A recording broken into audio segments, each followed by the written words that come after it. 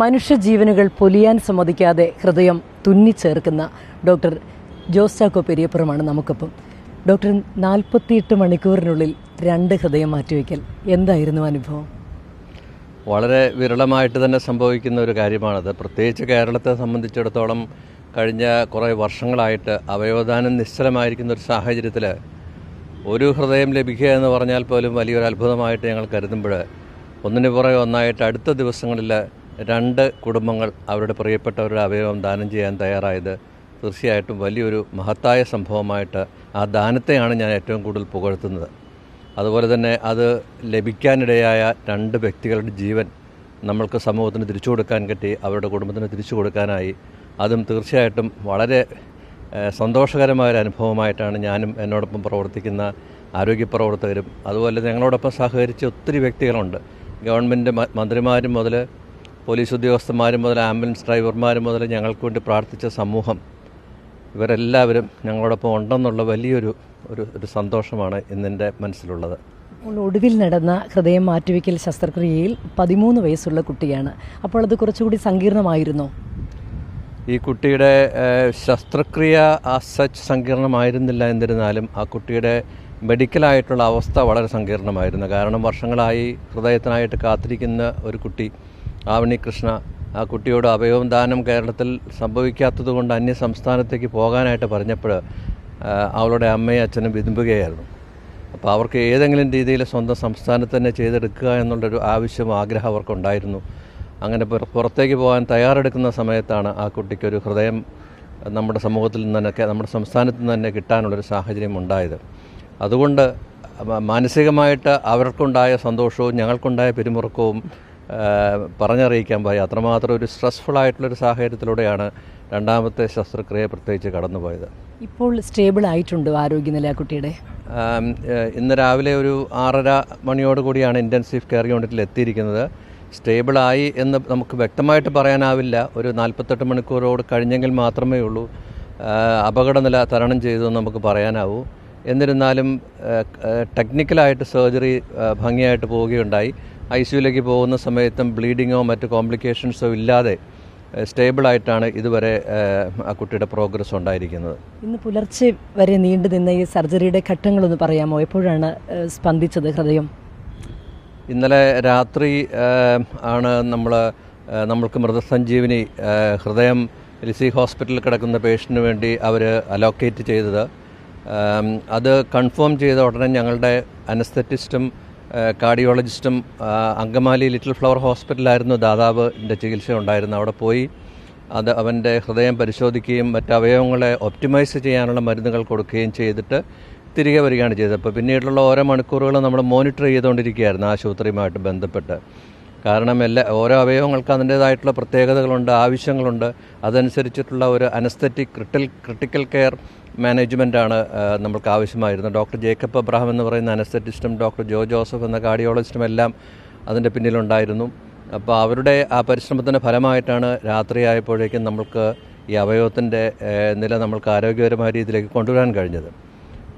കഴിഞ്ഞ സർജറിയിൽ അജിൻ്റെ കാര്യത്തിൽ കുറച്ചുകൂടി കോംപ്ലിക്കേറ്റഡ് അല്ലായിരുന്നോ? ഹൃദ്രോഗം കുറച്ച് കട്ടിയായിരുന്നു. അജിന് ആക്ച്വലി അദ്ദേഹത്തിന് പല പ്രശ്നങ്ങളാണ് ഉണ്ടായിരുന്നത്. ഹൃദ്രോഗം മാത്രമല്ല, അദ്ദേഹത്തിന് കവസാക്കി ഡിസീസ് എന്ന് പറയുന്ന ഒരു അപൂർവമായിട്ടുള്ള രക്തധമനികൾക്ക് വീക്കം വരുന്ന ഒരു അസുഖമുണ്ടായിരുന്നു. അദ്ദേഹത്തിന് 14ാമത്തെ വയസ്സിലൊരു ബൈപ്പാസ് ശസ്ത്രക്രിയ, വളരെ അപൂർവമായിട്ട് ലോകത്തിൽ നടക്കുന്ന ഒരു കാര്യം, അദ്ദേഹത്തിന് നടത്തേണ്ടി വന്നു. അപ്പോൾ ഒരു ശസ്ത്രക്രിയയുടെ ഒരു ബാക്ക്ഗ്രൗണ്ടിലാണ് നമ്മൾ വേറൊരു ശസ്ത്രക്രിയയിലേക്ക് നമുക്ക് പോകേണ്ടി വന്നത്. മണിക്കൂറുകൾ അഡീഷണലായിട്ട് എടുക്കുന്ന ഒരു പ്രൊസീജിയറാണത്. അവിടെയും നമുക്ക് വളരെയധികം ചലഞ്ചസ് ഉണ്ടായിരുന്നു. മാത്രമല്ല, അത് തിരുവനന്തപുരത്ത് നിന്ന് എയർലിഫ്റ്റ് ചെയ്ത് കൊണ്ടുവരുന്ന ഒരു സാഹചര്യം കൂടി ഉണ്ടായി. അപ്പോൾ അത് ഒരു ടീം മുഴുവൻ തിരുവനന്തപുരത്ത് അവരുടെ സമയം ചെലവഴിക്കുമ്പോൾ വേറൊരു ടീം മുഴുവൻ ലിസി ആശുപത്രിയിലായിരുന്നു ആ സമയം ചെലവഴിച്ചിരുന്നത്. നമ്മളുടെ ഒരു കോർഡിനേഷൻ, അതും സംസ്ഥാന സർക്കാരിൻ്റെയും പോലീസിൻ്റെയും അതുപോലെയുള്ള ബാക്കിയുള്ള ഡിസ്ട്രിക്റ്റ് അഡ്മിനിസ്ട്രേഷൻ, ആംബുലൻസ് ഡ്രൈവേഴ്സ്, ഇവരുടെ എല്ലാവരുടെയും സഹകരണം കൊണ്ടാണ് നമ്മൾക്ക് അതും വിജയകരമായിട്ട് നിർവഹിക്കാനായത്. അജിനും ഏകദേശം സമാനമായ നിലയിൽ സ്റ്റേബിളായിട്ട് നിൽക്കുന്നു. വെന്റിലേറ്ററിൽ നിന്ന് മാറിയിട്ടില്ല, എന്നാൽ ഇന്ന് വെന്റിലേറ്ററിൽ നിന്ന് മാറ്റാൻ പറ്റുമെന്നാണ് ഞങ്ങൾ പ്രതീക്ഷിക്കുന്നത്. ഡോക്ടറെ സംബന്ധിച്ച് പറയുകയാണെങ്കിൽ ഇപ്പോൾ ഇത് 32ാമത്തെ ഹൃദയം മാറ്റിവെക്കലാണല്ലോ. 30 ലിസി ആശുപത്രിയിൽ, 2 മെഡിക്കൽ ട്രസ്റ്റിൽ. ഇതിൻ്റെ ഒരു അനുഭവം എങ്ങനെയാണ്? 2003 നമ്മൾ ആദ്യമായിട്ട് കേരളത്തിൽ ഹൃദയം മാറ്റിവെക്കൽ ശസ്ത്രക്രിയ നടന്നത്. അത് മെഡിക്കൽ ട്രസ്റ്റിലായിരുന്നു. നമ്മുടെ ചരിത്ര സംഭവമായിരുന്നു. ഇന്ത്യയിലെ ഹൃദയം മാറ്റിവെക്കുന്ന 3ാമത്തെ സംസ്ഥാനമായിട്ട് അന്ന് കേരളം ഉയർന്നിരുന്നു. അത് വലിയൊരു വൈദ്യശാസ്ത്ര രംഗത്തിൻ്റെ ഒരു വിജയമായിരുന്നു. മാത്രമല്ല ആ കാലഘട്ടങ്ങളിൽ കേരളത്തിലുള്ള മറ്റ് പല പേഷ്യൻസും മറ്റ് സംസ്ഥാനങ്ങളെ ആശ്രയിക്കുന്ന ഒരു കാലഘട്ടത്തിലാണ് നമ്മൾ കേരളത്തിലേക്ക് ഹൃദയ ശസ്ത്രക്രിയ തിരിച്ചു കൊണ്ടുവരാനായി എന്നുള്ളതാണ് ആ ഹൃദയം മാറ്റിവെക്കൽ ശസ്ത്രക്രിയയുടെ വലിയൊരു നേട്ടം. അതിനുശേഷം നടന്ന പല സംഭവങ്ങളും നമുക്ക് കഴിഞ്ഞ 2 പതിറ്റാണ്ടിലായിട്ട് കേരളത്തിലെ ആരോഗ്യരംഗത്ത് വന്നിട്ടുള്ള വലിയ വലിയ വ്യതിയാനങ്ങളുടെ ഒരു ബാക്ക്ഗ്രൗണ്ട് അല്ലെങ്കിൽ ഒരു ബേസിസ് ആയിട്ട് നമുക്ക് ആദ്യത്തെ ഹൃദയം മാറ്റിവെക്കൽ ശസ്ത്രക്രിയ ചിത്രീകരിക്കാമെന്നാണ് ഞാൻ വിശ്വസിക്കുന്നത്. പിന്നീട് നമ്മളുടെ സംസ്ഥാനത്ത് തന്നെ എല്ലാ ചികിത്സകളും വിജയകരമായിട്ട് നൽകാനാവുമെന്നുള്ളൊരു സന്ദേശമാണ് മറ്റ് ഹൃദയം മാറ്റിവെക്കൽ ശസ്ത്രക്രിയകളിലൂടെ നമ്മുടെ സമൂഹത്തിന് കൊടുത്തത്. ഇപ്പോൾ കേരളത്തിൽ അവയവദാനം, മരണത്തിന് ശേഷമുള്ള അവയവദാനം വളരെ സാധാരണമായിട്ട് നടക്കുകയാണെങ്കിൽ വൃക്ക, കരൾ, ഹൃദയം, ശ്വാസകോശം, പാൻക്രിയാസ്, ഇൻറ്റസ്റ്റൈൻ, കൈകൾ ഇതെല്ലാം മാറ്റിവെക്കാനുള്ളൊരു സംവിധാനം അല്ലെങ്കിൽ അതിനു വേണ്ടിയിട്ടുള്ള അവയവദാനം നടത്താനുള്ള ഒരു സാഹചര്യം നമ്മുടെ സമൂഹത്തിന് ലഭിക്കും.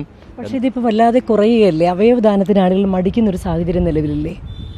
അത് ചില അബദ്ധധാരണകളും തെറ്റിദ്ധാരണകളും സമൂഹത്തിൽ വന്നിട്ടുണ്ട്. അത് സാമൂഹ്യ മാധ്യമങ്ങളിലൂടെയും ഇതിനെപ്പറ്റി വ്യക്തമായ അറിവില്ലാത്ത വ്യക്തികളുടെ അനാവശ്യമായിട്ടുള്ള കമൻറ്റുകളിലൂടെയുമെല്ലാമാണ് സമൂഹത്തിന് തെറ്റിദ്ധാരണ ഉണ്ടായിരിക്കുന്നത്. വളരെ സുതാര്യമായിട്ടും യാതൊരു രീതിയിലുള്ള മണി മാനിപ്പുലേഷൻസും ഇല്ലാതെ സംസ്ഥാന ഗവൺമെൻറ്റിൻ്റെ ഇൻവോൾവ്മെൻറ്റോടുകൂടി അവരാണ് മീഡിയേറ്റ് ചെയ്യുന്നത്. ഞങ്ങളാരുമല്ല. ഏത് രോഗിക്ക് ഏത് ആശുപത്രിക്ക് അവയവം ലഭിക്കുമെന്നുള്ളത് അവസാന നിമിഷം മാത്രമാണ് നമ്മൾ അറിയുന്നത്. അത്രയ്ക്ക് സുതാര്യമായി നടത്തുന്ന ഈ അവയവദാനത്തെ താറടിച്ച് കാണിക്കുവാനായിട്ട് ചില വ്യക്തികൾ ചെയ്യുന്ന അല്ലെങ്കിൽ ചില സംഭവങ്ങൾ അല്ലെങ്കിൽ സിനിമകൾ നടത്തുന്ന ഒരു കുപ്രചരണത്തിൻ്റെ ഭാഗമായിട്ട് നമ്മുടെ സമൂഹത്തിൽ അത് കുറഞ്ഞിട്ടുണ്ട്. ഇതുപോലെയുള്ള ട്രാൻസ്പ്ലാന്റുകളിലൂടെ സമൂഹത്തിന് വലിയൊരു സന്ദേശം നൽകാനാവുമെന്നും നമുക്ക് നഷ്ടപ്പെട്ടു പോയ ആ വസന്തകാലം വീണ്ടും കൊണ്ടുവന്ന് ജീവിതങ്ങൾ തിരിച്ചെടുക്കാൻ പറ്റുമെന്നാണ് എൻ്റെ ഒരു വിശ്വാസം. ഈ അവയവദാനം ചെയ്യാൻ ആളുകൾ മടിക്കുന്നത് കൊണ്ട് ഒരുപാട് ഇങ്ങനെ ഹൃദയം കാത്തുകിടക്കുന്നവരുടെയും മറ്റ് അവയവങ്ങൾ കാത്തുകിടക്കുന്നവരുടെയും ഒക്കെ ജീവൻ അപകടത്തിലാവുകയല്ലേ ചെയ്തുകൊണ്ടിരിക്കുന്നത്? തീർച്ചയായിട്ടും. കാരണം വെച്ച് കഴിഞ്ഞാൽ നമുക്ക് അറിയാം, കേരളത്തിൽ ആകെ നടന്നിരിക്കുന്ന ഹൃദയ മാറ്റിവെക്കൽ ശസ്ത്രക്രിയ എന്ന് പറയുന്നത് 50ഓളം മാത്രമേ ഉള്ളൂ. അത് കഴിഞ്ഞ 10 വർഷമായിട്ട്. എന്നാൽ തമിഴ്നാട് പോലുള്ള സംസ്ഥാനത്തിൽ ഒരു വർഷം തന്നെ 100-150 അവയവദാനവും ഹൃദയ മാറ്റിവെക്കൽ ശസ്ത്രക്രിയയും നടക്കുന്നു എന്നുള്ളത് നാം മനസ്സിലാക്കേണ്ടിയിരിക്കുന്നു. അതുകൊണ്ട് തന്നെ വളരെയധികം വ്യക്തികൾ നമ്മുടെ സംസ്ഥാനത്ത് തുലവും ചിലവ് കുറവാണ് ഇതുപോലുള്ള അവയവദാനത്തിനും അവയവ മാറ്റിവെക്കൽ ശസ്ത്രക്രിയയ്ക്ക്.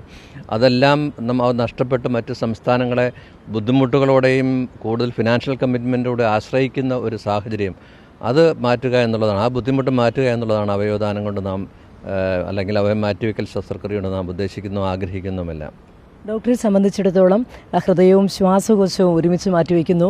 ഹൃദയം തന്നെ ഒരാളിൽ വച്ച ഹൃദയം കുറച്ച് നാളുകൾക്ക് ശേഷം വീണ്ടും അയാളിൽ തന്നെ 2ാമത് ഹൃദയം മാറ്റിവെക്കുന്നു. ഇത്തരം അപൂർവം ശസ്ത്രക്രിയയൊക്കെ നടത്തുമ്പോൾ ഡോക്ടർക്ക് കുറച്ചുകൂടി അതൊരു വലിയ സമ്മർദ്ദം ഉണ്ടാക്കാറുണ്ടോ? തീർച്ചയായിട്ടും. ഓരോ ജീവനും വിലപ്പെട്ടതാണ്. ഓരോ വ്യക്തികളോട് സംസാരിക്കുമ്പോഴും ഓരോ വ്യക്തികളുടെ ഹൃദയത്തിൽ സ്പർശിക്കുമ്പോഴുമെല്ലാം നമ്മൾക്കുണ്ടാകുന്ന വൈകാരികമായിട്ടുള്ള ഒത്തിരി സാഹചര്യങ്ങളുണ്ട്.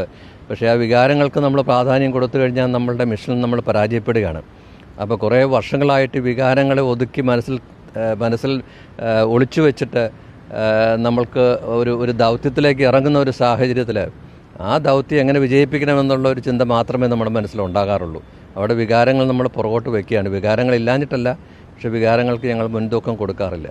ഈ ഡോക്ടറെക്കുറിച്ച് ചിന്തിക്കുമ്പോൾ എനിക്ക് എപ്പോഴും തോന്നുന്ന കാര്യമാണ് ഡോക്ടർ എപ്പോഴാണ് ഉറങ്ങുന്നതെന്ന്. ഇപ്പോൾ മിനിഞ്ഞാന്ന് അജിൻ്റെ ശസ്ത്രക്രിയ എയർ ആംബുലൻസിൽ കൊണ്ടുവന്ന് നടത്തുന്നു. അതിനുശേഷം മിനിഞ്ഞാന്ന് മാറ്റിവെച്ചതെല്ലാം ഇന്നലെ ബാക്കിയുള്ള ബൈപ്പാസുകളെല്ലാം നടത്തുന്നു. അതിനുശേഷം ഇന്നലെ രാത്രി ത്രൂഔട്ട് ഇന്ന് പുലരുവോളം ഡോക്ടർ ആശുപത്രിയിൽ ഹൃദയം മാറ്റിവെക്കുന്നു. ഇപ്പോൾ ഡോക്ടർ അടുത്ത ശസ്ത്രക്രിയയ്ക്ക് ഇറങ്ങാൻ തുടങ്ങുന്നു. ഇതെങ്ങനെയാണ് സാധ്യമാകുന്നത്? വർഷങ്ങളായിട്ട് ഈ ഹൃദയ ശസ്ത്രക്രിയ വിദഗ്ധന്മാരുടെ ജീവിതം എങ്ങനെയാണ്? എൻ്റെ വളരെ ചെറുപ്പകാലത്ത് ഞാൻ ഇംഗ്ലണ്ടിലാണ് എൻ്റെ ട്രെയിനിങ് ഉണ്ടായിരുന്നത്. അന്ന് ഞാൻ വീട്ടിൽ പോയിരുന്നത് ഈവൻ മഞ്ഞുകാലമാണെങ്കിലും സ്നോ വീഴുകയാണെങ്കിലും 12 മണി 1 മണിക്കാണ് എനിക്ക് എൻ്റെ ഹോസ്റ്റലിൽ ചെല്ലാൻ പറ്റിയിട്ടുള്ളത്. അങ്ങനെ ഒരു പ്രത്യേക രീതിയിൽ ഞങ്ങൾ ചെറുപ്പം മുതലേ ട്രെയിൻ ചെയ്ത ഒരു പാഷനേറ്റ് ബ്രീഡ് ഓഫ് ഡോക്ടേഴ്സാണ് ഹാർട്ട് സർജൻസ് എന്ന് പറയുന്നത്. അതൊരു വലിയ ദൈവവിളിയാണ്. ആ ദൈവവിളി എനിക്ക് ചെറുപ്പം മുതലേ കിട്ടിയതിൻ്റെ ഭാഗമായിട്ട് അങ്ങനെ എൻ്റെ ജീവിതം മോഡുലേറ്റ് ചെയ്തു. അത് ഉറക്കത്തിന് അവിടെ ഒരു പ്രയോറിറ്റി ഇല്ല, ഭക്ഷണത്തിന് പ്രയോറിറ്റി ഇല്ല. അവിടെ രോഗികളും നമ്മളെ ഏറ്റെടുത്തിരിക്കുന്ന ദൗത്യത്തിനാണ് ഏറ്റവും കൂടുതൽ പ്രാധാന്യം കൊടുക്കുന്നത്. അങ്ങനെ ജീവിക്കാനായിട്ട് ഞാൻ പഠിച്ചു. ഇനിയും അങ്ങനെ തുടരാനേ എനിക്ക് പറ്റൂ.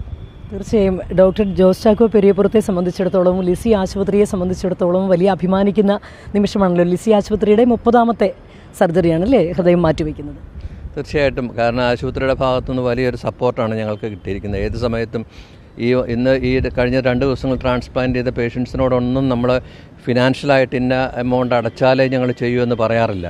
അവർ വരുന്നു, നമ്മൾ ശസ്ത്രക്രിയ തുടങ്ങുന്നു, അവർക്കുള്ളത് അവർ പേ ചെയ്യുന്നു, അവരെ ആളുകൾ സഹായിച്ചാൽ അവർ പേ ചെയ്യുന്നു. അങ്ങനത്തെ ഒരു രീതിയിലാണ് നമ്മൾ ഈ അവയവം മാറ്റിവെക്കൽ ശസ്ത്രക്രിയ ആശുപത്രി നിർവഹിക്കുന്നതും. ആ വലിയ സപ്പോർട്ട്, ആ ടീം വർക്ക്, അഡ്മിനിസ്ട്രേഷൻ സപ്പോർട്ട്, അതാണ് ഞങ്ങളെ ഇത് ചെയ്യിപ്പിക്കാനുള്ള ഏറ്റവും വലിയ ഉത്തേജനം നൽകുന്നു. 22,500 ഹൃദയ ശസ്ത്രക്രിയയാണല്ലോ ഇപ്പോൾ നടത്തിയത്. ഇതെല്ലാം കൂടി ഭയങ്കര ക്ലാഷ് ആവാറുണ്ടല്ലോ അല്ലേ? ഹൃദയം മാറ്റിവെക്കൽ ശസ്ത്രക്രിയ പോലുള്ള സങ്കീർണ ശസ്ത്രക്രിയ ഇടയ്ക്ക് വരുന്നു, റുട്ടീനായി ചെയ്യുന്ന ബാക്കിയുള്ള കാര്യങ്ങൾ കടന്നു വരുന്നു. ഇന്നലെയും മിനിഞ്ഞാന്നുമായിട്ട് നമ്മൾക്ക് ഏകദേശം 6ഓളം open heart surgeries, bypass surgery reschedule ചെയ്യേണ്ടി വന്നിട്ടുണ്ട്. അപ്പോൾ ഇങ്ങനെ ഒരു വാർണിംഗ് നമ്മൾക്ക് ഗവൺമെൻറ് ഭാഗത്ത് നിന്ന് കിട്ടുമ്പോൾ തന്നെ നമ്മുടെ വെയിറ്റിംഗ് ലിസ്റ്റിൽ കഴിയുന്ന പേഷ്യൻസിനടുത്ത് ഞങ്ങൾ പറയാറുണ്ട്, ഇത് നമുക്ക് മാറ്റിവെക്കാൻ പറ്റുന്നൊരു പ്രസ്ഥാനമല്ല. അവയവം ലഭിക്കുമ്പോൾ ഇമ്മീഡിയറ്റായിട്ട് നമ്മൾ അവയവം മാറ്റിവെക്കേണ്ട ഒരു സാഹചര്യം വരും. അതുകൊണ്ട് അവരും സന്തോഷപൂർവ്വം ഈ ജീവൻ നിലനിർത്താൻ വേണ്ടി അവരുടെ ആഗ്രഹങ്ങൾ മാറ്റിവെച്ച് ഞങ്ങൾക്ക് വഴിയൊരുക്കുന്നൊരു സിറ്റുവേഷനാണ്. എല്ലാവരും ഞങ്ങളോടൊപ്പമുണ്ട്. ഞങ്ങൾ മാറ്റിവെച്ച രോഗികൾ ഞങ്ങളോട് പരാതിപ്പെടാറില്ല. അങ്ങനെ ഞങ്ങൾ റീഷെഡ്യൂൾ, അങ്ങനെയാണ് എല്ലാ ഹൃദയം മാറ്റിവെക്കൽ ശസ്ത്രക്രിയയുടെ സമയത്തും ഞങ്ങൾക്കുണ്ടായിരിക്കുന്ന അനുഭവങ്ങൾ.